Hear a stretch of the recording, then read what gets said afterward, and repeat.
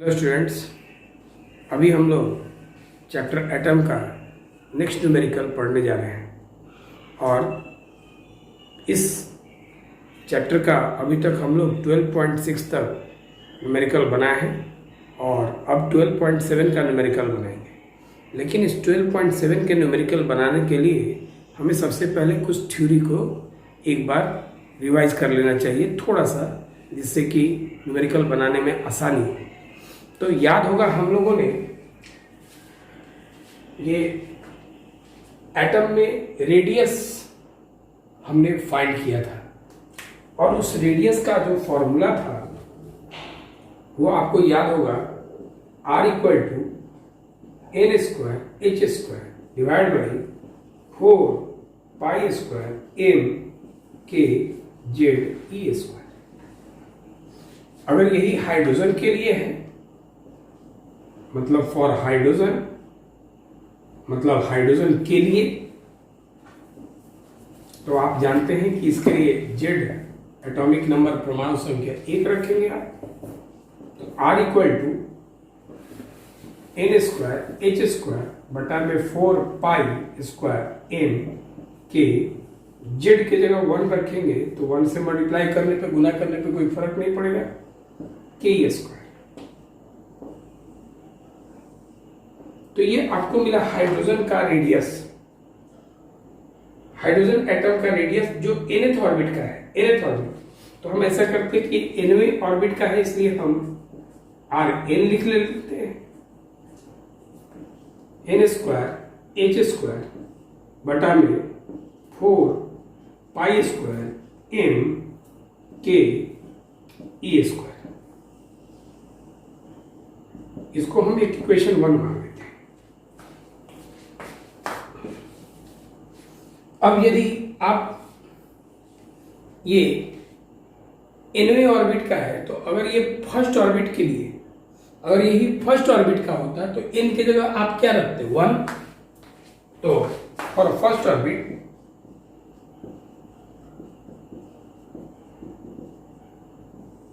मतलब प्रथम कक्ष के लिए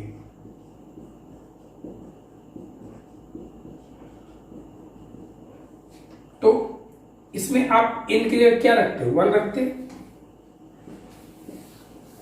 R1 n की जगह 1 रखेंगे, 1 square into h square divide by 4 pi square m k square. बस वही तो ध्यान से। तो अगर आप देखिए R1 = h स्क्वायर बटा में 4 pi square m k square. इसको आप इक्वेशन 2 बना लीजिए। ये पहला इक्वेशन और दूसरे इक्वेशन को आप डिवाइड कर लीजिए, इक्वेशन 1 डिवाइड बाई इक्वेशन 2।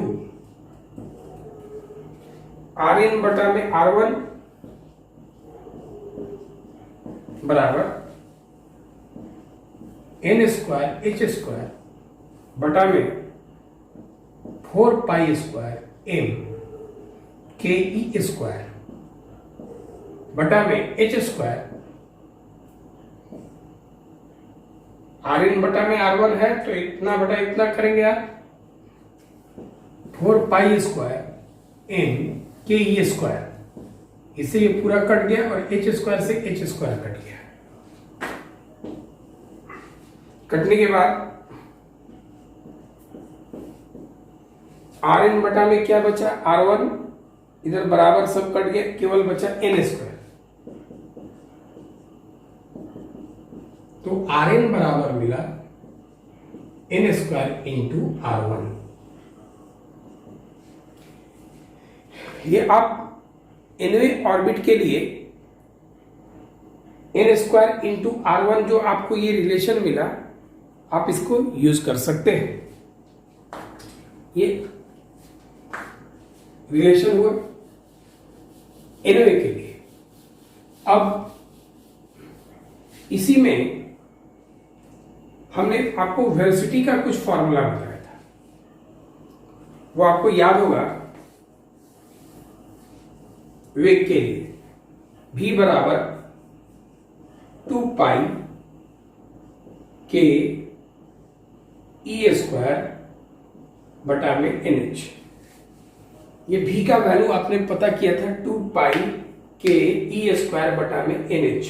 ये nवें कक्ष के लिए है, इसलिए आप इसे चाहे तो Vn लिख सकते हैं। इसके बाद थोड़ा सा ध्यान रखें आप, nवें ऑर्बिट के लिए है, nth ऑर्बिट,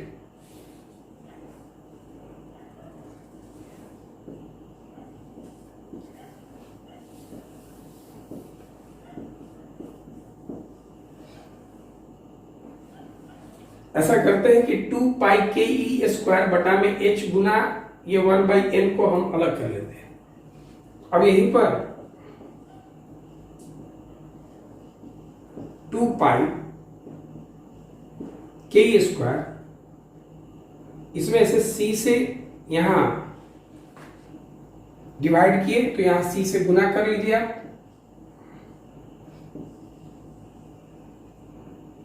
इसी को याद होगा, आपने फाइन स्ट्रक्चर कांस्टेंट में पढ़ा था, अल्फा माना था, और ये हुआ c बटा में n। इसको हम एक इक्वेशन 1 मान लेते हैं। जैसे nth ऑर्बिट में आपने 2 पाई के ई स्क्वायर बटा में NH आपने इक्वेशन निकाला था, Vn बराबर 2 पाई के ई स्क्वायर बटा में n को अलग कर दिए तो h बचा, c से यहां मल्टीप्लाई डिवाइड कर दिए, गुना भागा कर दिया, और ये जो कांस्टेंट, इस कांस्टेंट को फाइन स्ट्रक्चर कांस्टेंट, इसको आपने अल्फा माना है। पीडीएफ के पेज नंबर, एटम के 30 पेज नंबर में, तो ये अल्फा है, इनटू बगल में c/n आपने लिख दिया, अल्फा की जगह पे ये है, अल्फा कांस्टेंट है। अब इधर देखिए, इस कांस्टेंट का वैल्यू भी आपने निकाला है 1/137, वहां पे बताया गया था। अब ये nth ऑर्बिट के लिए, अगर आपसे यही कोई पूछे कि आप ये फर्स्ट ऑर्बिट का निकालिए आप, तो फॉर फर्स्ट ऑर्बिट, प्रथम कक्ष के लिए v1 alpha into c/1,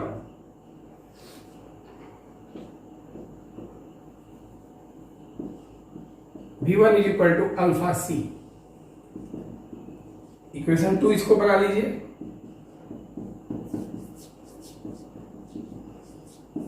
one को 2 से डिवाइड कर लीजिए। Vn बटा में v1 equal to alpha c by n divide by alpha c by 1। Alpha c cancel, तो Vn बराबर ऊपर चला जाएगा v1 डिवाइड बाई n।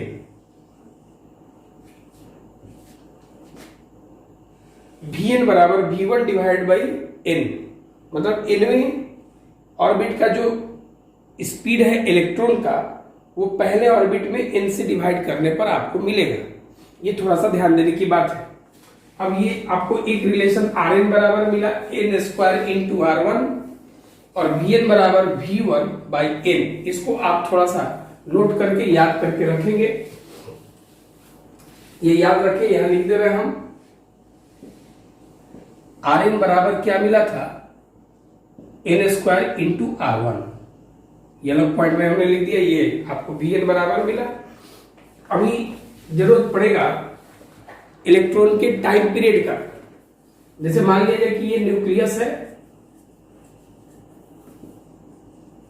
और ये इलेक्ट्रॉन इसके चारों ओर v स्पीड से चल रहा है, इसका रेडियस r है, और यहां से ये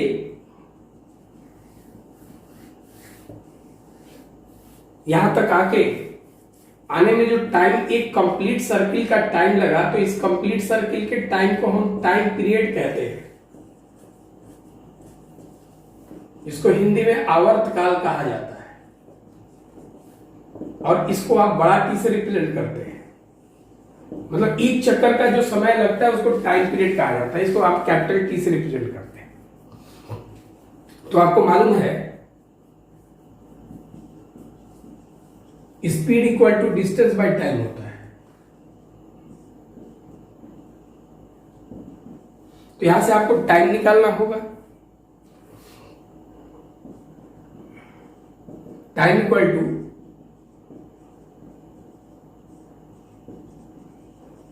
डिस्टेंस बटा स्पीड होगा, समय बराबर दूरी बटा चाल। तो अब टाइम, तो आपको टाइम कौन सा लिखना है, बड़ा टी एक चक्कर वाला। तो अब ये एक चक्कर में दूरी कितना तय करेगा, तो 2 पाई आर, 2 पाई आर। और ये स्पीड, इसका स्पीड क्या होगा, v। ध्यान रखिए आप। तो अब ये चीज आप समझ सकते हैं। तो t बराबर हो गया 2 पाई आर डिवाइड बाई v। अब जिस भी ऑर्बिट का आपको लिखना होगा, मान लिया जाए कि आपको टाइम पीरियड nth ऑर्बिट के इलेक्ट्रॉन का निकालना है, 2 पाई रेडियस nth का, और वेलोसिटी भी आपको क्या लिखना होगा, nth का। ध्यान दीजिए आप। तो nth का। तो अब ये देखो आप,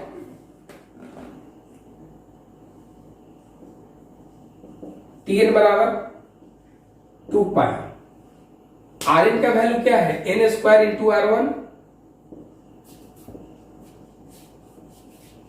डिवाइड बाई Vn का वैल्यू क्या है, V1 बटा n। ये n ऊपर चला जाएगा, 2 पाई R1, एक n स्क्वायर है पहले से और n ऊपर चला गया, बटा में V1। Tn बराबर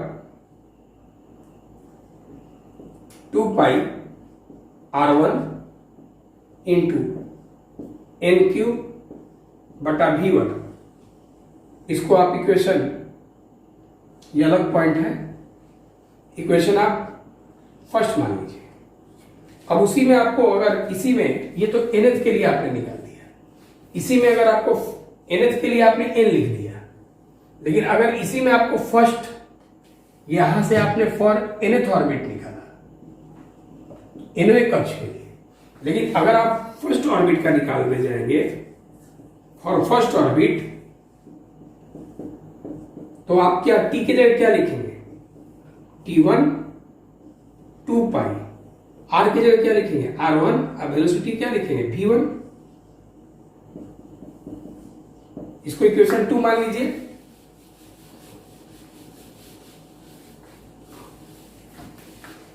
अभी हम ये 1 को 2 से डिवाइड कर लेते हैं।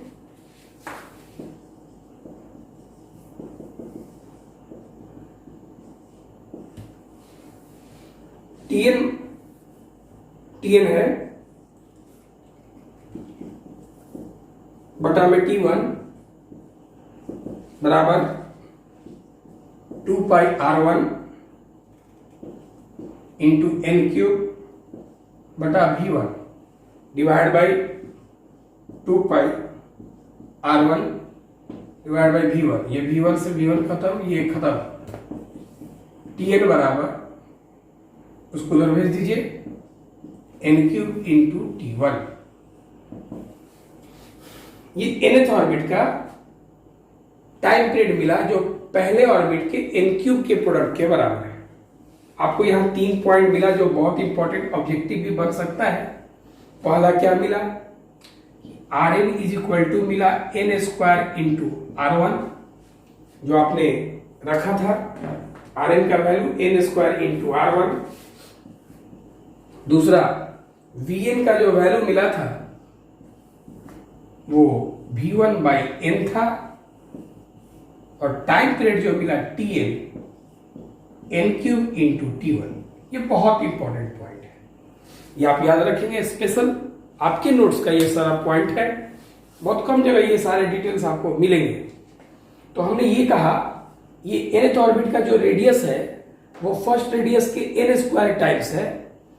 nth ऑर्बिट का जो वेलोसिटी है वो फर्स्ट में n से डिवाइड करने पे मिलता है। nth का जो टाइम पीरियड है वो फर्स्ट के n क्यूब के प्रोडक्ट के बराबर होता है। अब हम लोग इसी थ्योरी के बेस पर आगे का न्यूमेरिकल देखते हैं। अभी क्वेश्चन नंबर हम लोग 12.7 देखेंगे। इस क्वेश्चन में क्या कह रहा है कि बोर्स मॉडल का यूज करके, उपयोग करके आप n बराबर 1, 2 और 3 में आप इलेक्ट्रॉन का स्पीड मतलब इलेक्ट्रॉन का चाल ज्ञात करें। ये हमारा पहला क्वेश्चन है। तो हम पहले का सॉल्यूशन करते हैं, ए सॉल्यूशन। तो अभी आपको हमने बताया था कि v का जो वैल्यू है वो c/n इंटू अल्फा है, nवें ऑर्बिट का। तो v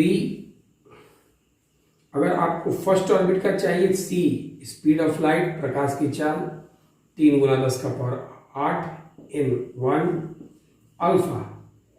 अल्फा का वैल्यू 1/137, ये v1 3 × 10⁸ बटा में 1 का कोई वैल्यू नहीं। इसको जब डिवाइड कीजिएगा 0.0073 आएगा। जब आप इसको मल्टीप्लाई कीजिएगा तो ये लगभग 2.19 इंटू 10⁶ मीटर पर सेकेंड होगा। ये v1 होगा। इसके बाद आप चाहें तो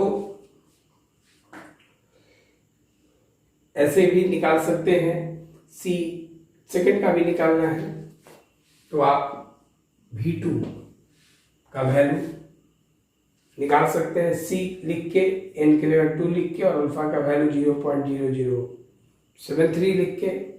नहीं तो आपको मालूम है कि v2 का वैल्यू v, जैसे vn का आपको एक फॉर्मूला और भी आपको बताए थे, v1/n, यहां से भी आप निकाल सकते हैं। तो v2 चाहिए तो v1 फर्स्ट वाला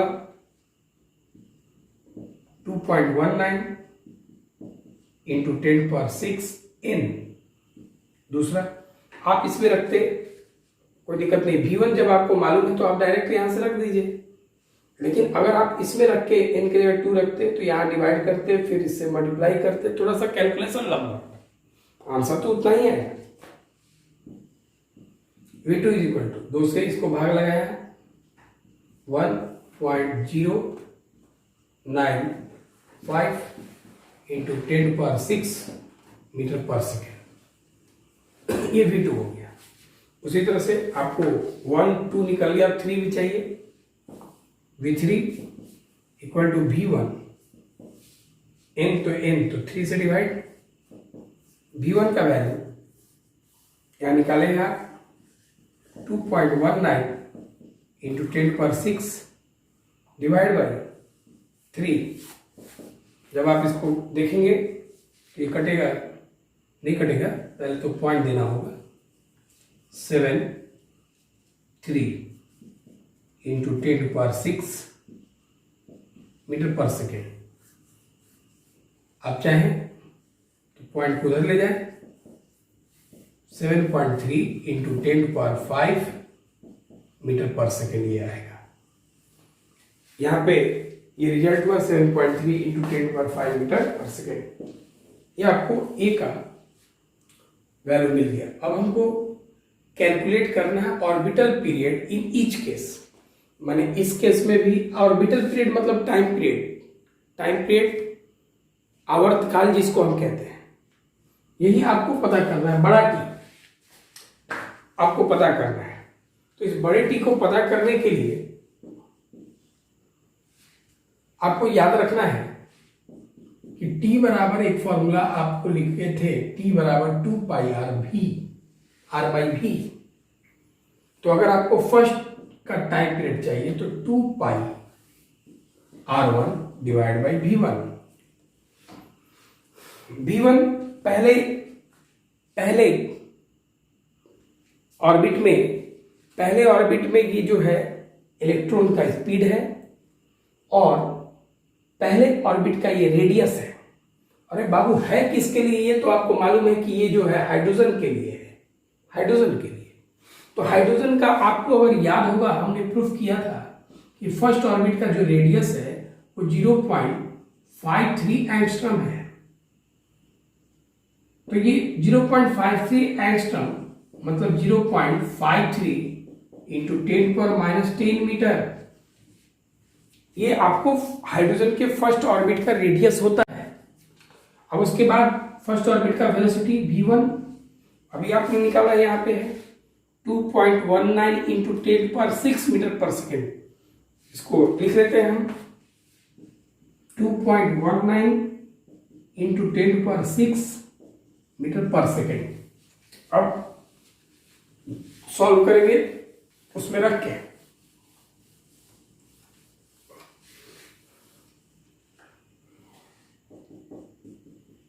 T1 इक्वल टू 2 पाई, ये जो R1 है, R1 का value 0.53 into 10⁻10 divide by V1 का वैल्यू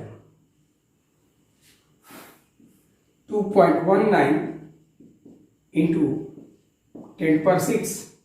आप चाहें तो पाई का वैल्यू यहाँ डायरेक्ट पहले बार में ही रख दीजिए, 2 इंटू 3.14।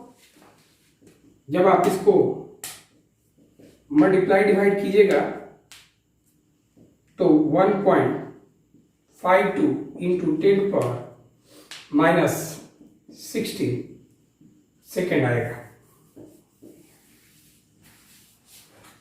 ये फर्स्ट ऑर्बिट के इलेक्ट्रॉन का टाइम पीरियड है। 1.52 इंटू 10⁻16 सेकेंड, ये आपको फर्स्ट ऑर्बिट का टाइम पीरियड मिलेगा। अब सेकेंड ऑर्बिट के लिए आपको एक फॉर्मूला याद होगा, NH के लिए आपने निकाला था n³ इंटू T1। तो अब सेकेंड के लिए चाहिए तो T2, n की जगह 2³ इंटू T1 फर्स्ट का टाइम पीरियड। T2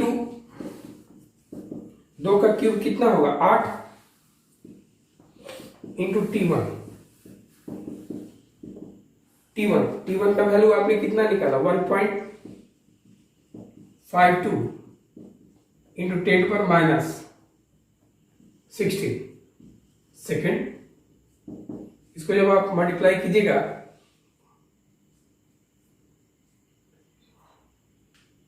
आठ दूनी 16, हाथ में लगा 1,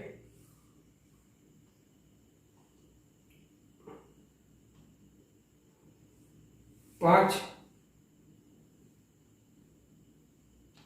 8 45, 1 41, 4 और ये 8 4 12 पॉइंट यहां रहेगा इंटू 10⁻16 सेकेंड। डेसिमल को चाहे तो आप यहां ला सकते हैं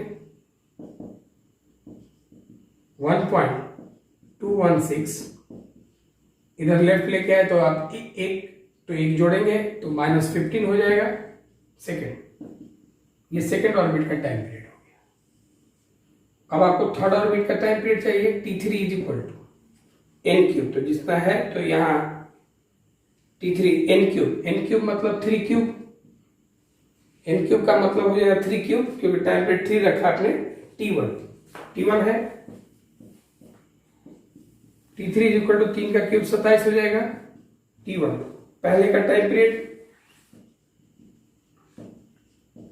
1.52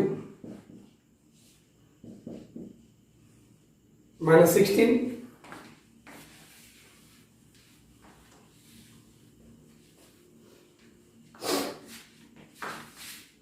इसको अगर आप मल्टीप्लाई कीजिएगा T3 is equal to 4.1 into 10⁻15 second, ये इसका टाइम पीरियड होगा। ध्यान दीजिए, ये कोई टफ क्वेश्चन नहीं, बहुत आसान क्वेश्चन है और आसानी से इसको उस पीछे वाले थ्योरी के हिसाब से इसको बनाया जा सकता है। बहुत इंपॉर्टेंट क्वेश्चन भी है। अब आगे हम लोग क्वेश्चन देखते हैं। अभी हम लोग क्वेश्चन नंबर 12.8 देख रहे हैं। इसमें पूछ रहा है कि radius of inner most electron orbit of hydrogen atom is 5.3 into 10 power minus 11 meter. What are the radii of n equal to 2 and n equal to 3 orbit? मतलब हाइड्रोजन परमाणु के पहला, इनर मोस्ट कहने का मतलब पहला, सबसे पहले, अंत, सबसे पहला वाला इनर मोस्ट माने सबसे पहले ऑर्बिट का कक्ष का मतलब रेडियस जो दिया है वो 5.3 गुना 10 का पावर माइनस 11 मीटर है। तो दूसरे और तीसरे ऑर्बिट का रेडियस क्या होगा? बहुत आसान क्वेश्चन है ये, ऑब्जेक्टिव के लिए भी इंपॉर्टेंट है, ध्यान देंगे आप। सॉल्यूशन करते हैं इसका। दिया क्या है? फर्स्ट ऑर्बिट का रेडियस 5.3 गुने 10 का पावर माइनस 11 मीटर। पूछ क्या रहा है? सेकेंड का रेडियस और थर्ड का रेडियस। शायद आपको याद होगा आर एन बराबर एन स्क्वायर इंटू R1। तो अगर आप सेकेंड का निकालना चाहते हैं तो आर एन की जगह 2 लिखे तो यहां भी 2 का स्क्वायर इंटू R1, 2 का स्क्वायर 4 गुना R1 दिया है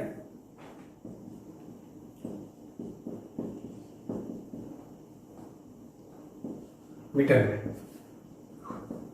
3 चौके 12, 5 20 21,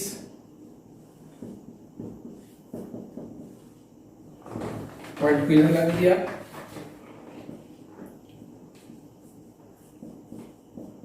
लेफ्ट साइड लाते हैं तो जोड़ते हैं, एक डिजिट लाए एक और तो एक जोड़ेंगे तो 10 का पावर माइनस 10 मीटर। इसका रेडियस हो गया। तीसरा भी निकालना है ना उसी फॉर्मूला पे, R3 is equal to n square, तो एन की जगह 3 तो यहां भी 3 स्क्वायर इंटू R1, 3 का स्क्वायर 9, R1 5.3 गुने 10 का पावर माइनस 11 मीटर। 9 27 7 2 लगा 45 45.7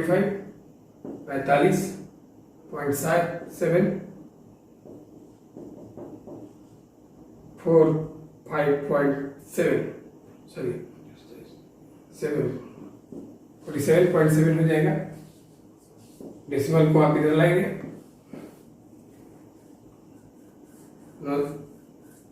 9327 कैरी 2 रहेगा ना, तो उसी तरह से 2 ऐड किया 45 में तो 4.77 इंटू 10 टू पावर माइनस 11, एक डिजिट लेके लेफ्ट तो जोड़ेंगे आप एक माइनस 10 मीटर, तो ये आ गया 4.77 इंटू 10 पावर माइनस 10 मीटर। ये इसका रेडियस हुआ। ध्यान दीजिए, अगला क्वेश्चन देखते हैं।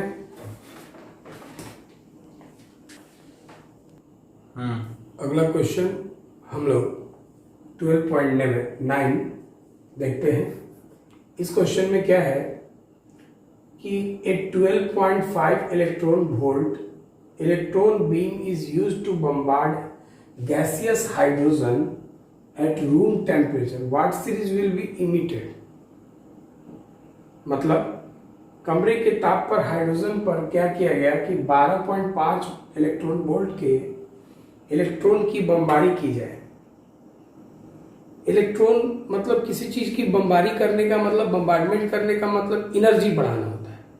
जैसे मान लीजिए कि हाइड्रोजन है, तो हाइड्रोजन का अगर आप देखें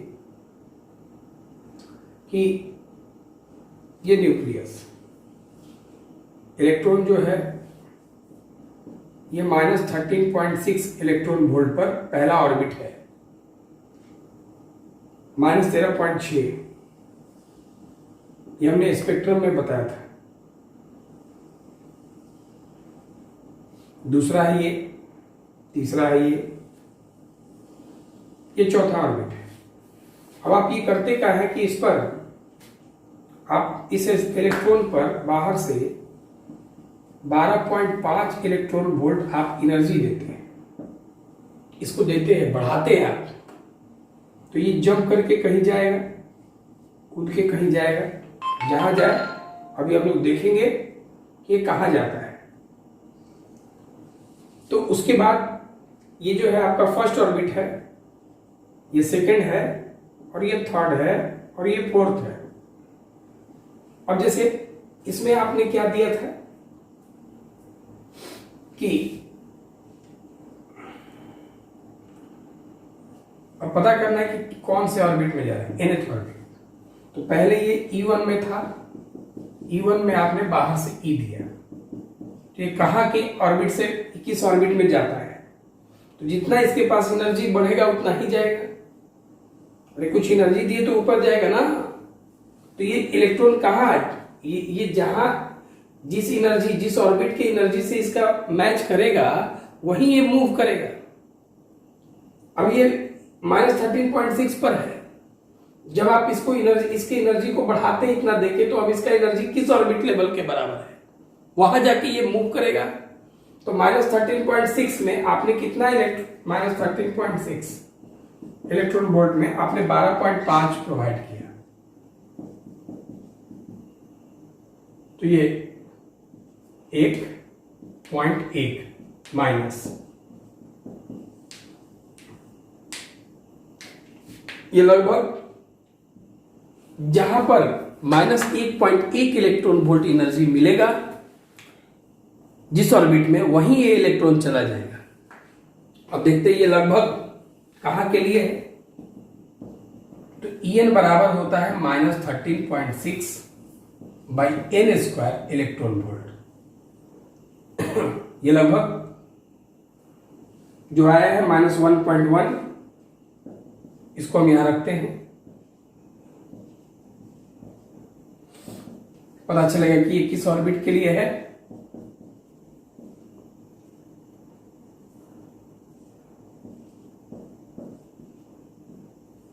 माइनस से माइनस कैंसिल, इलेक्ट्रॉन वोल्ट से इलेक्ट्रॉन वोल्ट कैंसिल, n² की बात हो रही है।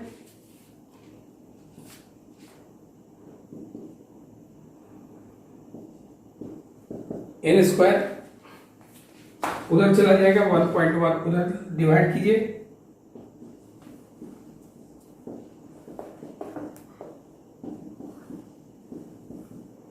इसको जब आप डिवाइड कीजिएगा तो ये n² का वैल्यू लगभग 12.3 आएगा। तो अब ये देखिए,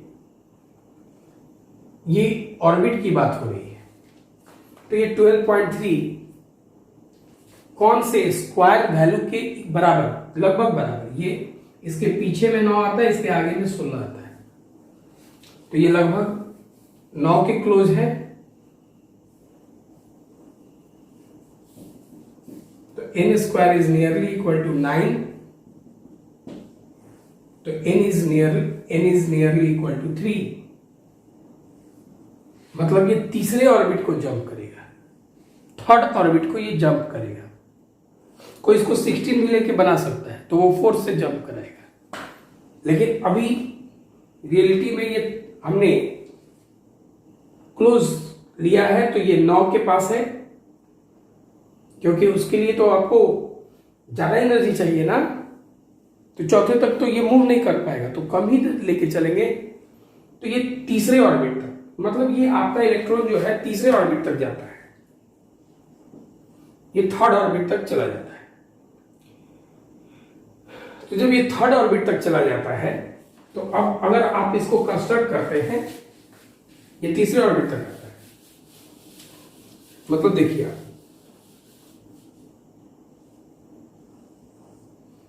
ये फर्स्ट ऑर्बिट, सेकेंड ऑर्बिट, और ये थर्ड ऑर्बिट। इलेक्ट्रॉन जो है यहां पे आ गया, तो अगर ये जंप करता है तो या तो ये फर्स्ट में जंप कर जाएगा,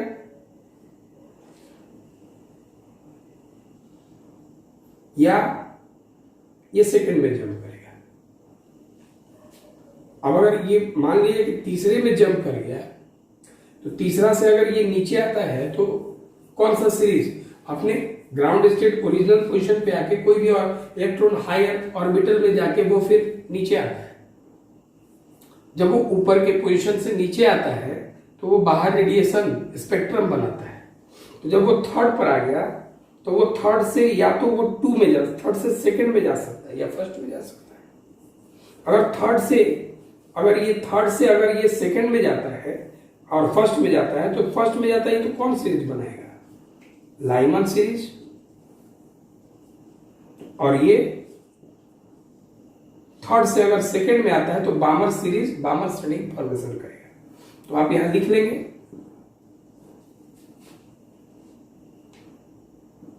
वेन मतलब जब, it jumps from third to first orbit. यदि ये तीसरे से पहले कक्ष में प्रवेश करे, देन तब इट फॉर्म्स बनाता है लाइमन सीरीज, लाइमन श्रेणी बनाएगा। दूसरा,